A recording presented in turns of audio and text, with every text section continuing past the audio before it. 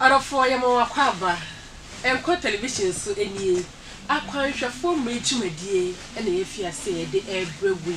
E ma me nda kwayefo nyina yonkodom. Esanso e ma mo akwaba ba bia wo bia me so bia wo bia no na wagye me so. Edotufo nyakopon ase e wo ne hwesopa ne bambo sonko a wode ebo ne ma akwa nyina mu. E wo mu se emprempre e wo mi enioma enye betesa enioma enye normal na nsu twede mpo nyakopon etiase. Enye ne mugidie ye mompa ye nya hweyie ahodaso e ade anyame ebegye ne mba. Jimedie mu somfo nana amaboachoa me na me di ho chia me na ye ka wo se enwuma kuo bi na da ne da won ehwe asene. Ema homeda bia yetumi ede akwanfo mejumedie ebrewo nti yebase dia na ye da ase a asede dikan enko ema KK travel consult waboa ama konto ho nsem ayemre ekwan no de ede nya da yebetu emprempre ya na ye den aha na enso no ede ya okon no bekwa wiye betu kwan edi we free sabu ya no ye ho hyehyeye sebia bibia de na kwan mu a obetumi etu kwan konkrofo man so akope adwuma aye sanso na SK Royal Construction wasu besi dan na watene masomdwe mu ana da beda wo mesanse wo man dansie ayemre eno ne se obeba be ka kire yen se wo asase anase unibie yemwo ne sidan ye bebo ma bibia so akoso kama ede amount KK Enterprise ye supply emu anwa toiletries ni nwema wo hia bia no wo hyefie kra to nsafo ye anase ofre fon so a ye beba na ba bia wo hia bibia do so pom ye de aba beso afa Skynet installation ye boa amase ebia opetv ope radio ye ma wo so onya bi ye numbers no in a good screen so no ofra na ofra benefo bejo so na ye hye wo bia wo bia no ye so ye na wo aye ye twa homra ye ba enne ye wo osofo owusu ansa jamfi e wa hanom no ene twede mpo nyankopon adaroma yensaka no ye ne no eba besua de osofo eye district pastor e wo pankrono asafo pankrono e hye Mountain View Ghana Conference ase wono na ene enam ne so a ye de asam no ebre wo ti ba bia wo bia no gibre frewunua bi frodofo bi kache ne se onhwe akoyefo mrejumedie e wo nkwa television so esanse ene ye wo distraction ko e de ma oni entina ye twe ho abro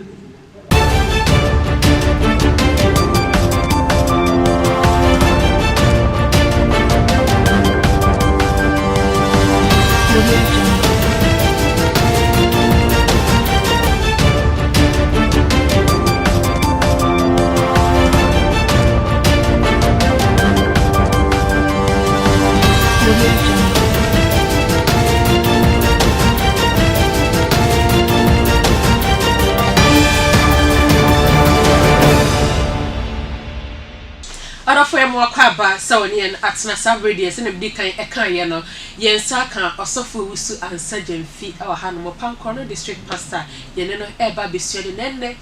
topics shronko addition shronko na e wo hono ma ye ne nyina e bibomo ache emprempre ye wo fie ye ntimi ntu na mo ne akohia dan mu ne akwa akosom ye hyedam no na dodo no ado ano edwo anase ye hunhum munyine no na ano edwo eno na enne nyame nam na koaso eno eba besuehye de ekwan be ne befa so enhyehyɛ be ne befa so anamuntu be ne betu sebe a ye betumi enyini ewo honhom ne senti memo sofo akwaba na atu ne mutu ne nti a ene nyame nam ne so topic we ena yeba abesu pastor yemo akwaba ye da se papa ene obre se emfa ho ne lockdown no nyina echi no odwene wo ma ho no dwene manfo ho nti watoto mu abeka yensa se de nyame nam wo so a esese wo de ma no ode ebre yakopon israel sa kwan no so orafo sabredi pastor usu ansa jamfi Pankono district pastor ene sa akano no enti no yebeko djumedie no so na pastor enne etiefo yahwefo ayekrado edien asem ena awode ma wo mesanse prempre ya no de tibie wo mu no ye hia ensem a ebehye ye nkraden chese ebeboa ye huhu munyini enti edien ena wo ede menya memba yo ohima me da sipi enne asem kire ebegina so akasa no okay watu ni nse rinyi ni huhu okay ni mebi o enima na enum a ogina so abeboa mo nyi huhu okay ene ebehwe ho adesi yo nti ansa no kam yisi emfa mpa abɔ nhyase sa ye fa pa bɔ hyase hia pa yo ye mo mpa okay ɔdomfo no obi hu fo yi da wase agya kronkron mahia bisua ho ade yesew sɛ ma kronkron meboa yɛn ento asemase fa mo bless fata o Kristo Yesu din amen amen pastor intino ye be kɔ adesua no so preko wo se nsemfua na se enioma egu na wo hwɛ sɛ 5 principle of spiritual growth nhyehyɛ no mu a egyina so a ɛbɛma yɛn nyine honhom enti ye bisa sɛ honhom mu nyine no ehia cause ye de ye honam ani ne yɛbɔ yɛn bra enti honhom mu nyine de ntina wo se nyine honhom sɛ obɛyɛ o Kristo ni epa yɛbɔ asu na abɛ Kristo no te sɛ yawo akɔda afofo okay sɛ unyini nti akamfo si obi a unyini no yɛfɛ na dadoa abɔdado nti yɛyɛ Kristofo esi nyini ɛkɔsɔ sɛ yɛnyini obi a wo si nyini nyini no yɛwɔ honam nyini na honhom mu deɛ nti Kristo ni honhom nyini no ehia ne sɛnti saa ne ma yɛbɛsuen na bɛboa wama aboa me ne wo a wo hwɛ me ama honhom nyini no ewie pɛyo okay ene na etiefo ayɛ krado ye bisa sɛ ɛyɛ den bibi sonko bi wɔ hɔ no mo ye besi ehu sɛ cause dodo no pɛsi enyini honhom eni pase na wame yate ase no sɛ woto no sɛ wanyini honhom a wabadado nti bi enyini honhom na honhom si enyini wɔ mu a ɛfaso bi wɔ so mu ana ɛfaso wɔ so no boa wo ma o dada asetena wɔ nyame yomu no na keso sumu no wudi mu sɛ de honam nyini a wo hu sɛ ame ho ayɛ fɛ no honhom no so nyini a nyame ani gye wo ho yɛ fɛ honhom nipa obi a hyɛ ho sɛ obaya wo kɔ nyamsomni bema wo kɔ nyamsomni okay enti honam mu no sɛ ko ba sɛ bia wo bia nyina ye hu sɛ etimi sɛ nipa we bomponso wadure e bia waso awade ana sɛ bomponso wadure wotimeti no ho sɛ wo nyina honhom mu a ɛno so no etimi duru bomponso bia ka sɛ meduru honhom ti no wonte wo ho ɛma wo bɛ nyame ye wo bɛ nyakopon ye ɛna okay wo nyina honhom na wo bɛ nyakopon ye yo yatiasi nti on sɛ honam fem no yididi ebra wodidi na wonyini nti honhom fem so ade a ɛbɛboa yɛ ama yɛ nyini no ɛno ne yɛ bɛhwɛ okay nti de di nkan no ɛyɛ bible sua abone brofo ka sɛ bible study nti obia Kristo ni bia pɛ sɛ onyi honhom no ɛsɛ sɛ o ma bible ne yakopon asɛm no ɛbɛn wo bere bia usua ɛyɛ waduane awudi sɛ de awunya apesie wudi anopa sɔre a bo apesie no wadi saa na anopa uhia honhom aduane a ɛne yakopon asɛm ɛno sɛ esua bible no saa esua bible no anopa bia anopa bia awia sɛ bible no usua kyɛ wu tirim sɛ ne de sua ne sua de akɔtwerɛ so hɛ na sɛ yɛn sua ne sɛn na yɛn sɛ ayɛ ba apesie wudi wo di sɛn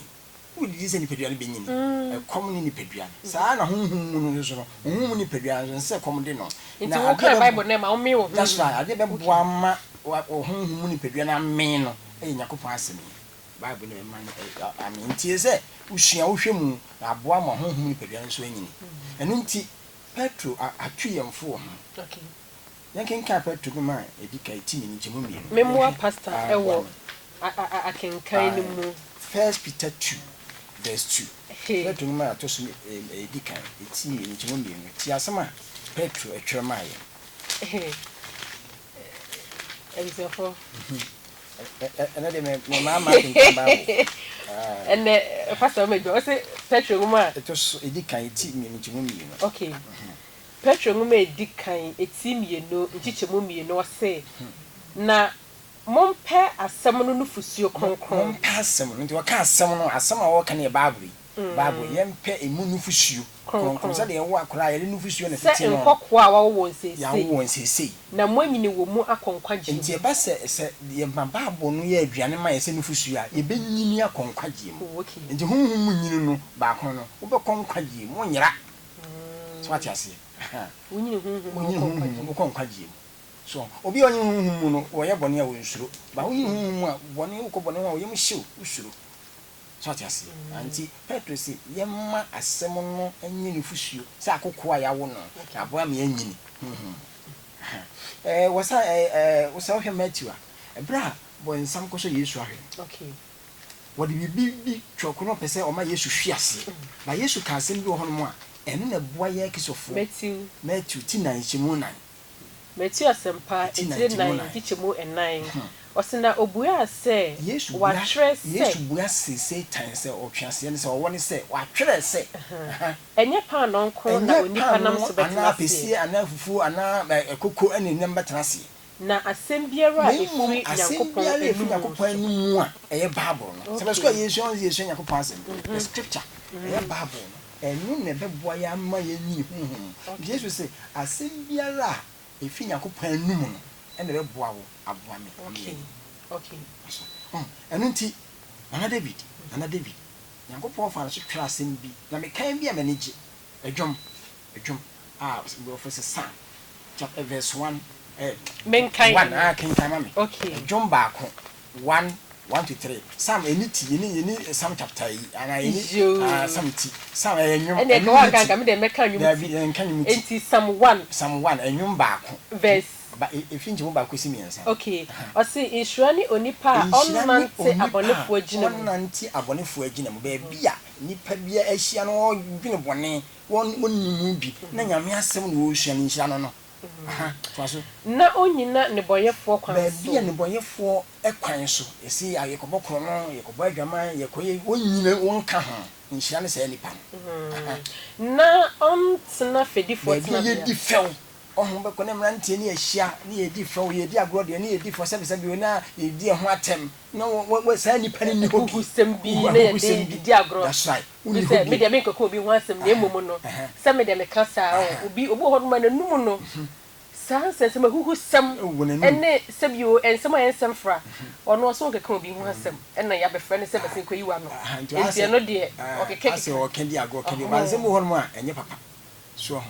abikra o kasa asem na no obetimi edi ho fanche me bikra ne se o kwasea o faji mi fi o yen ya na ehia na edi ago Yesu kura ka asem bikra se pa no ndibu mfu ye no betimi edi ho Yesu ka asem bi o meti hu mo se de o ka che ne yonko se kwasea kura no bedifo so ako Germany o se nya kwase ni bire so na kwa ha ye di agro ye tu bia fa se ye tu dame o kwa tintinto kwase so enye papa na David ka ho asem se enhia ni nipa ba bi ye hye ye di fe no oni ho okay fa so nwie ase na mom Ewrade mra so na ni Ewrade mra he ni hu ehu Ewrade mra ewo Bible abunu mu twekonkron da so twekonkron nti Ewrade mra wa wo Bible mu so na ni ase na wodwe ne mra ho awia ne anadwo fini nyame mra ho awia na anadwo nti enyumre o hia ne Bible anopa o hia ne Bible o koda wakan verse baako ogina so obompa ye wada nhira ne sai nipa na o ka kwesi nyenza na ase bi ho de pa o so ti se yensa no o se o ti se dua etim esubonte ne ho se dua etim wo nsuo ho so na bia se dua wo kan wo de kan ko obachim eso na ba ne brem na bia se dua ne so aba ne brem na ha empo da bia da ha ne green na de oyo nyina bi awrade won sha yes amen so doima Bible sua no ene boa won tin sha ba edi kan pa wo nyamsum abi ma Kristo ni wanyini no edi kan Bible sua obi a won fa Bible sua ni agro no onyini ba ni arosam say is fo ne Kristo fo eti ni nyina ye nsua Bible no mi abade em ya pra pastor me pese me hu say working kan Bible eni wo sua Bible ensunsune bi dem ana ensunsua dem cause me sorry a me penta me kwa adwuma me sorry ya ha na mafa ebia insua na onipa onante ne boyefo agina mu na wonyina ne boyefo kwan so na makan ebia makwa kosi na ma sorry na me ko say wo kan saa no enya na me gise ho ebra wo kan no a nyame ho kra be kire say jan sala wo kan ne to bo ase kinkan ni yi so anti sunsunya dem but bra chene bra chire yi dem so nti wo kan wo saa no mwa nti wo kan na ade mu asem so ye adwuma ebeboa nti nhye edi kan principle number 1 Bible study that's right principle number 2 yeah that's pastor ye mposo ansa say ye benyi ne hunhun mu no ye ehihye makoma enum ene nyame nam na ko aso cheche nti wose de edi kan say ye sua twere konkon no ansa na beto aso no ye nhwe homra ye ba de toso ye beko ne akoti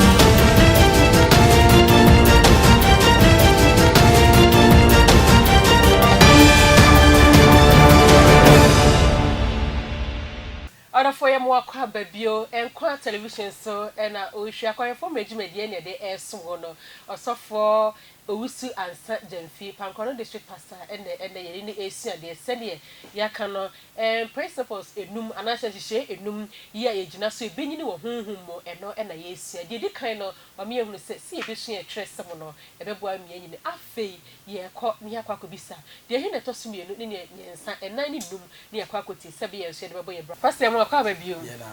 And Sunday be called commercial breaking na wanugusu ana worker principles no inum se so me hu baako ye twen de he na aka eka ho de to so me no ye empaibo ebebo am ye nyine hu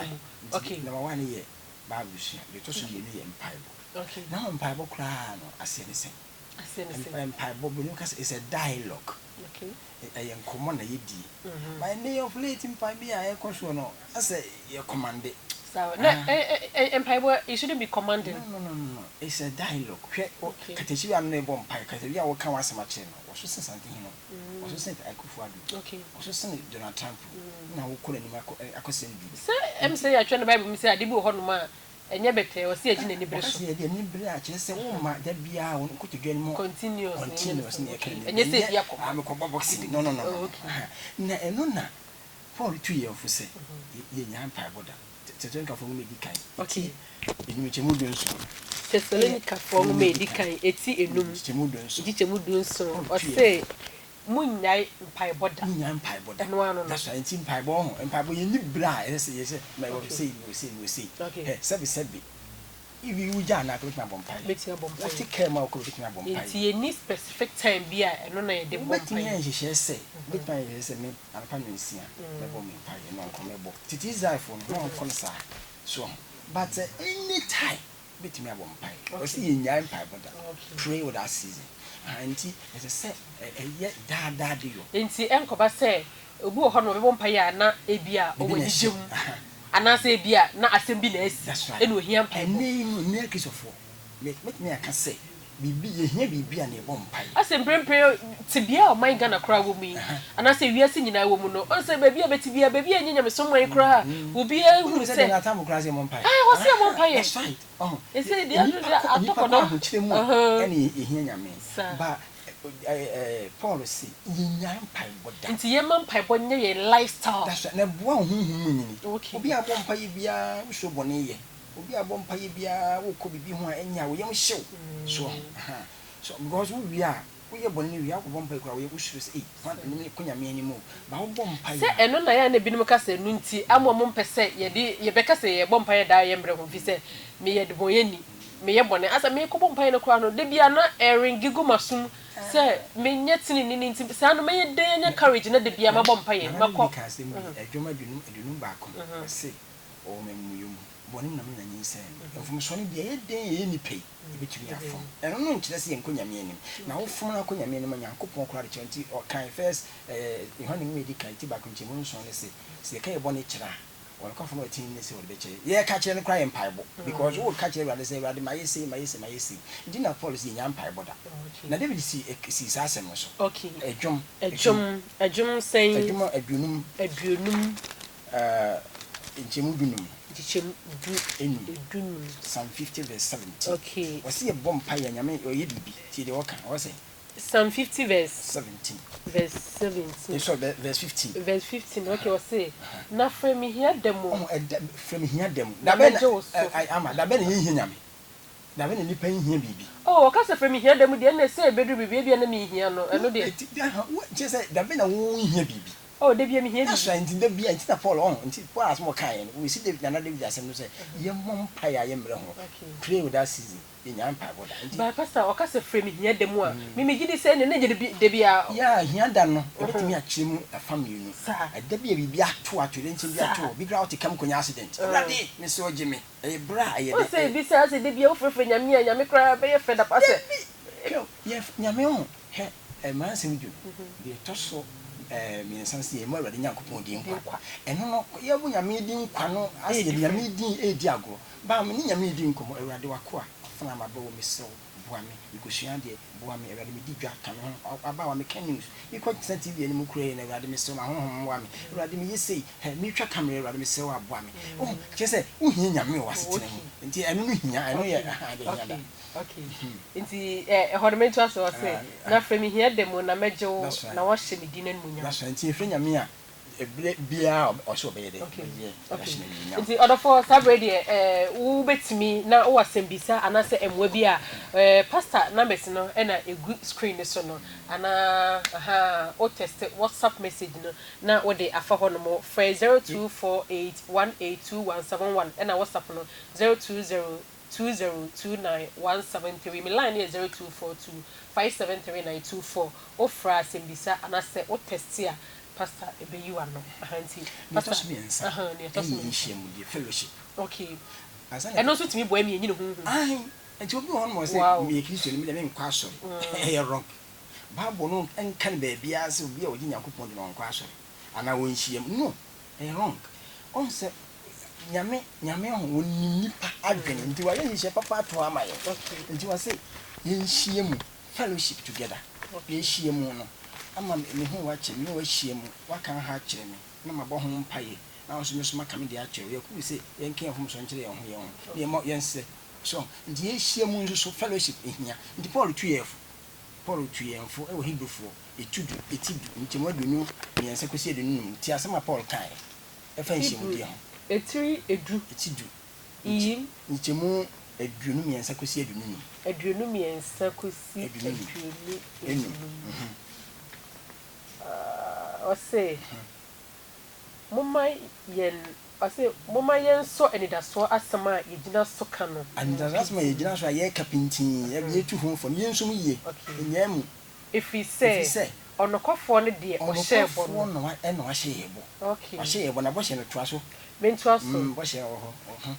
na mumma yen hwehwe yen ho ntwetwe yen ho nko odo ni nnwuma pemu nti yen hwehwe yen ho menua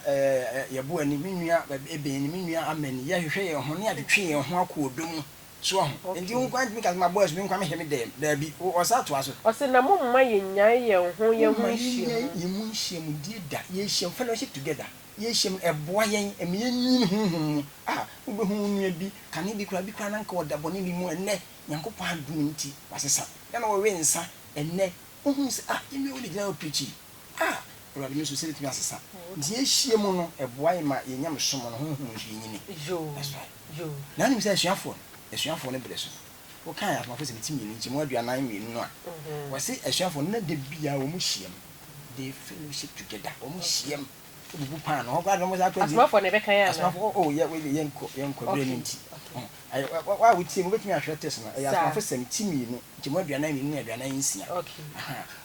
asuafo no mu hye mu brebia enwumre no mo hye brebe no mo hye nti na pastor se ye hye mu ye di hye mu no boa me yetimi nyine hunhun mu dia na emprempren a ye de toto se ne ye wiase akwakoye ye ntimi ni ye hu hye mu ye eno betimi nya effect eno nti so me yeso fo da bia me frem asafo ma okay no asafo ma no dodo na o fe na no ye hye mu de ni bia o at least emanu hu se say ye re mfiri no so timi no dodo na numbers me frɛ ohima na ti say opanyi na ti say yen kwa hwe ni ma ti say afie ti say nti na te say wo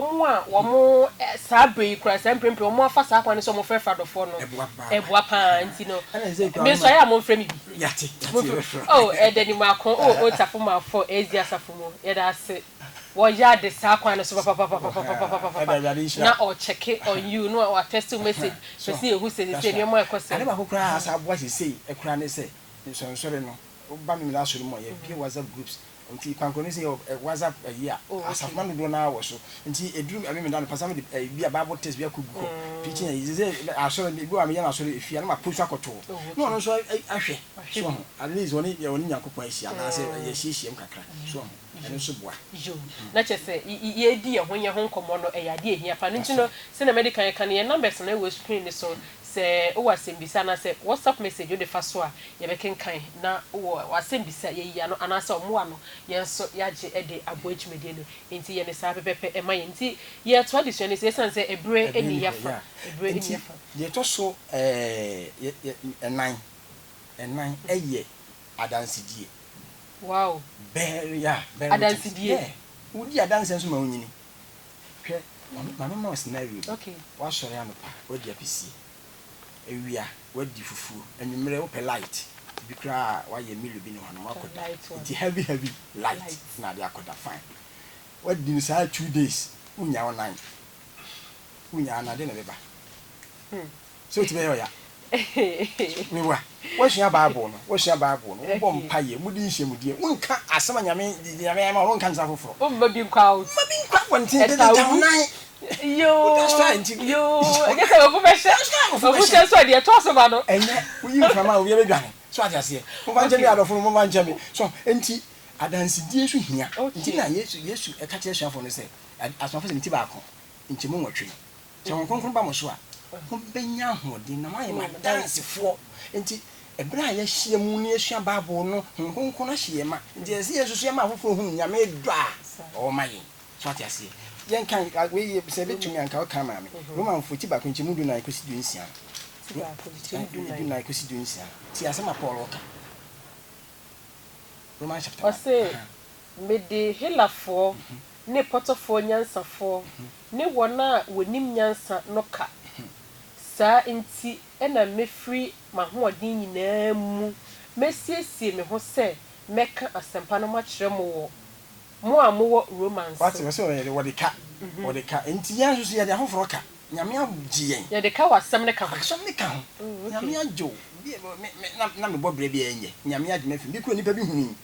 se wo hwa ansa na bobre bi enye wo kugya fi bobre bi enye enne hwegi nyame aye no nti me de ka se me ka cheni pa ne se adi we nyame ye mi a enne me so mti se yi se wo ko di adanse wo ye nka se bi a hwe o bi na mo te bia bi mu a enye obi ani se adanse sa na me wi na me sabi bu fanche na me ba si na me bodwa mai pa na nyame age me o yesa obi akura hu o be agwa we adanse je ne se nyame ayama wo ne nyame ajo nti gina bible no so ka nyankopon do no kira foforo na mo so mehunu me kan hwe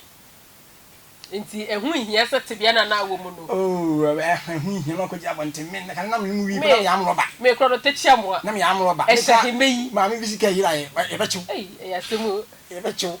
eni se wo pe maka no David bible say nyasafo na e be ko hebe so enti no e be che bo aka se nyame amejew aka sa afi de ma ka nyame age me anu abumabu enti dia dan se nyame age me odofo na ma mfum so nyame age me enne me so okay na wo ka bible no bai so ko to dwene me se wo bom pai dia ene dia wo ni nyame ntem ene kra no ayehu se ama menu tie na me se e bom pai o se yakubu se yenken fum so nche ye ho ma kofu bi ire o na wa ka mi sister sofo se sofo kra no bi ire de o wa enti no kra no ayehu yenkan kire bofo e che se bonika na se bonika nyina ne se ka boni kire Yesu ka kire Yesu ko yenkan che nipa nipa no nipa no ano na te free magu ya no ya te do hima ma memie time nti mi ebreninti ye etwato ye ka ho asem ye se ye de ni je nyame be obedient okay na enne na akristo fo bebre ye ni nyame ni ye ni tankopon ni so enti Yesu tuyefo otuyefo ewo ani de edi nyame ho ese wo kan Yohane tidu na nchemudu no a ase Yohane asempa etidi na ngichemudu no no semodome a munni mahyede so Yesu si ye do na enye den yini na hyede so enso ye di Yesu ji atu ho so nyene nam na hyede no ene de Yakobon mra nzemdu no Yesu ye ni so enti wo si de to so num ne ye den ye to so num ne ye obedient to God's law yenye sitie eme Yakobon ana wo de obedient to God okay ye sitie me nyame ene Yesu say some do me dia yini na hyede so if you love me you say I love you na hyede so no na te say ye sitie dia man sitie me Yakobon because ye di Yakobon mra nsa e kwa be na be fa so e be di na hyede me so mo so me ko boy dwam ye fa nsei me nye huni biara ye fa nsei me mo nyame di nkwa nyame ho me da me sie me di meja ne me nani me mokro no Nti ne wo bo so nyina se wo yi bi firi mu a o se do e bi e do so me ani kura so ya chire be ba ho yakubu say obi a obi ba kwan firi mu kura say ni no de chire ba besua yakopɔ mra nsem dwuma but he say die o se yeni na hyede so nti was akan ho a verse 21 verse 14 21 o se die o wo ma hyede na odi so no ono ne die odome that's right na die odome no na meja bedo no that's right na me nso medo no hallelujah na meyi no na meyi me ho ma kyere no so nti die odo Yesu no di na hyede so o se agya no kura so bedo na ahwasam kura se Yesu be yi ne ho adi a kyere no so be yi ne ho adi a kyere nti na kwan be so na bra bo be yeso no kokura okay so enye se bi ada kuna ho na Yesu nie ki le na nti mi bi say kwan be so se dia bi a kyere no se o se san bra boda da no amra be ye fofo nti nipa bia ne ehu se kanana nka wo nipa bone ni eni ehu se nipa so mesi bi kura buhwem ne nka emu okay because we in san dagotem obaye kristoni no abusuafo hia na so o timbi o ka asma ne yiti nti na se pastor ye dia disuane e ba wiye enhihye enum ye begina so ne enyini wo hunhun mu no eno ne abobo so no de edi kan we no ma wiye de ansa na edi we no ene kama me fantasy okay em kan mate sem adofo mon kan Yohane tidunu nchemu okay John 15 verse 10 and also kan yakopon say ye die ni die ma no no afi Matthew 10 nchemu adunu 9 Matthew 6 verse 24 enso sa Yohane ngum edi kan timi nchemu nsia enso so e kase ye mfa ndie me yakopon afi Philip 14 nchemu du miensa enso sa ye twa to no ye Lucas empanya do na ekode anke kan ho okay chapter ya bobo so enti de ye nko Luke ne enko kan 6 verse 46 49 6:46 to 49. Near fast and very 6:46 to 49.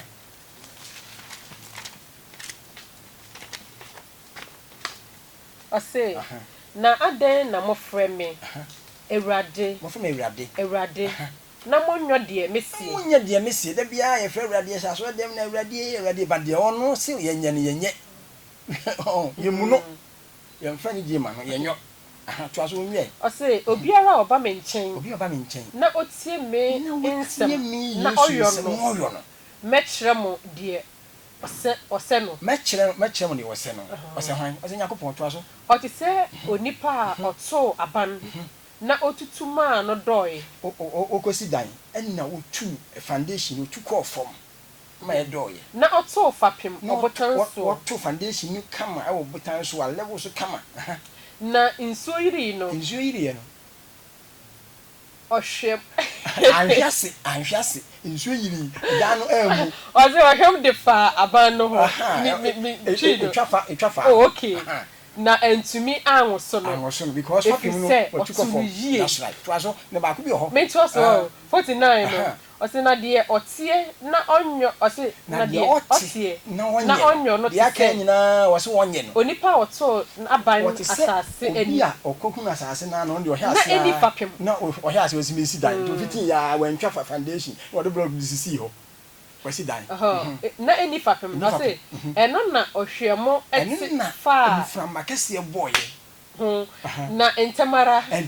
ehwiase na aban no sei kra nti ohima nyema ni mu ya yesu yen so wo so de be ya adwuma wo te se obi a wato wo si dan wo twa foundation akofom na ma blocks akomu one level so kama wo si dan ni so a wo pa he ma ensu e kotwi kobre ma me bon anya hwe ba wo ko ya asase nda ho nya asase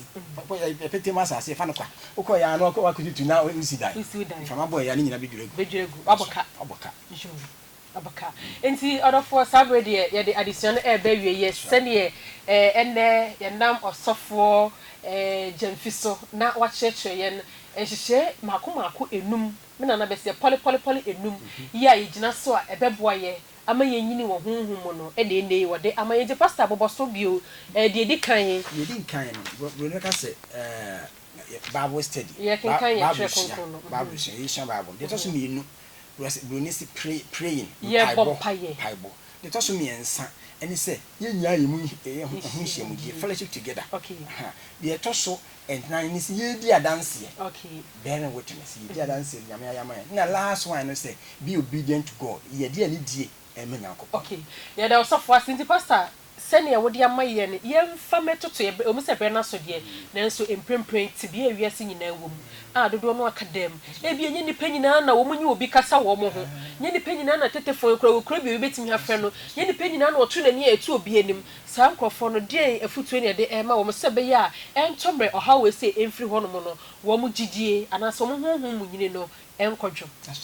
nim sɛ deɛ aduri ɔnsa aban kora de abase yɛn nkwa so saa it is fellowship together no ɛyɛ sɛ bi yɛn nyinaa bɛhyia mu but meka bi a afi bi wɔ bɛyɛ mmiɛnsa na ɛbɛn ho ɛbɛtumi ahyia ana bi kura efie na yɛte no yɛyɛ kristofo bɛyɛ nan yɛn nyinaa ahyia yɛabɔ mpaeɛ efie yɛte no yɛyɛ kristofo bɛyɛ nan bet ɛso na obi asoma a wɔ mu edu mpaeɛ bɔ yɛn nyinaa bɛtumi ahyia abɔ ɔnsɛ na manansa ka ibra kontia yɛ bi wɔ ne yɛn nyan kasa lockdown yɛ bi wɔ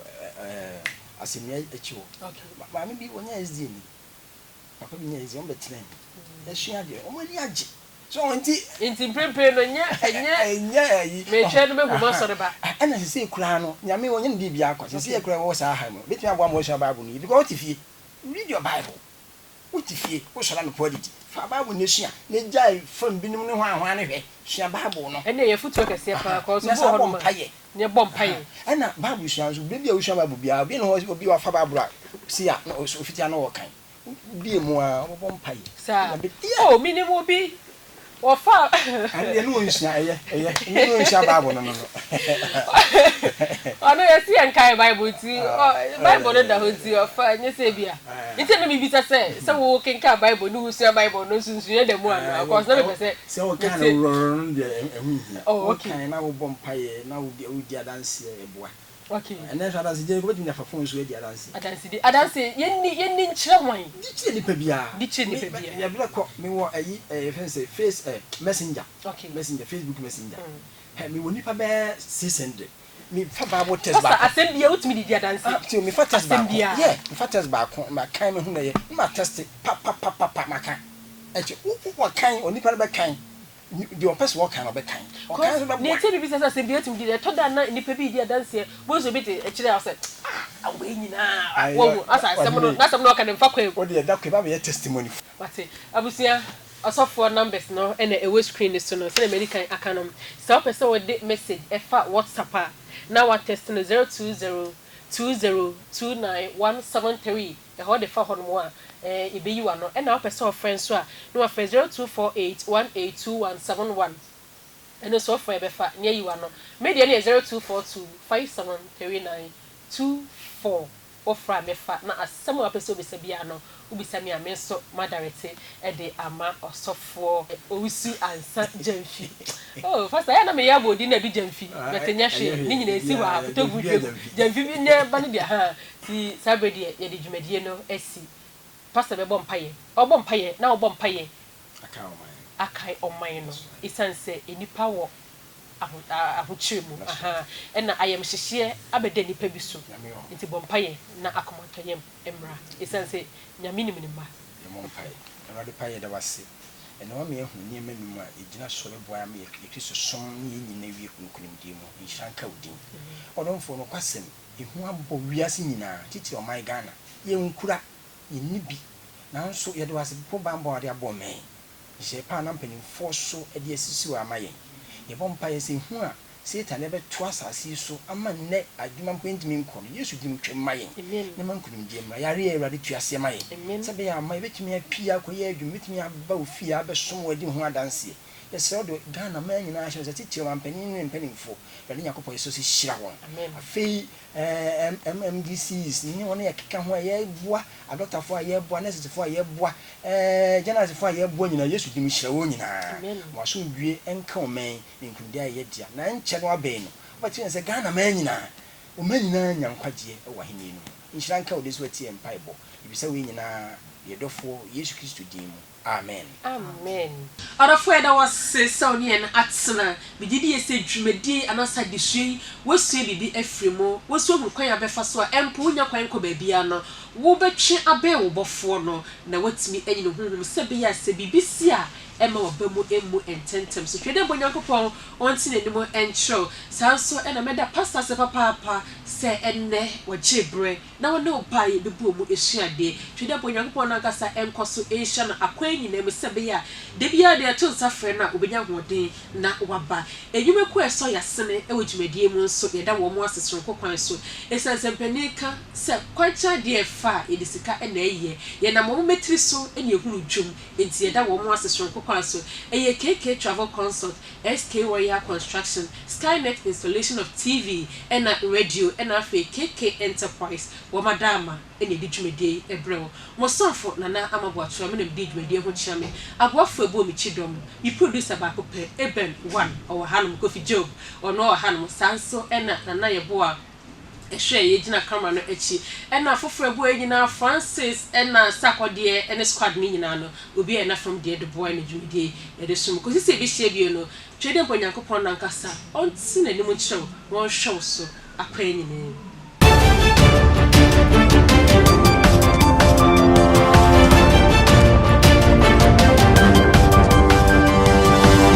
Audio